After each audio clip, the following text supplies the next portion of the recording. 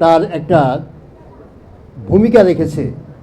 বিগত একটি বৎসর যখন এই দেশের একটা দুঃসময় ছিল, যখন কেউ কথা বলতে পারতো না, যখন কারোর ভোটের অধিকার ছিল না, সেই দুঃসময়ে অত্যন্ত সাহসিকতার সাথে এসটি নিউজ কাজ করে গেছে এবং তার মধ্যে আপনাদের সহযোগিতা ছিল এবং আপনাদের সহানুভূতি ছিল, উপস্থিতি ছিল। আমি চাই যে এই এসটি নিউজ আরও এগিয়ে যাবে এবং তারা আপনাদের কথাই বলবে।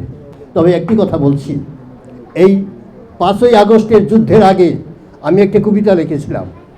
আওয়ামী লীগের দুঃশাসনের যে চিত্র, সেই উপরে কবিতাটা লেখা হয়েছিল, তখন প্রকাশ হয়নি।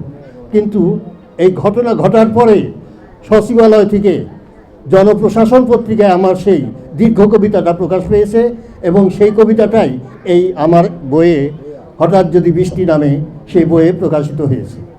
গত সংখ্যায় জিয়াউর রহমানের প্রচ্ছদের উপরে আমার একটি কবিতা আসছে, সূর্য ঘড়ি। সময়কে আমরা মূল্য দিতে জানি, আজকে সেই কথাই প্রমাণ করেছে আমাদের নেতৃবৃন্দ। ধন্যবাদ সবাইকে। আমি সেই বইগুলো নেতৃবৃন্দের হাতে পৌঁছে দিচ্ছি। ধন্যবাদ।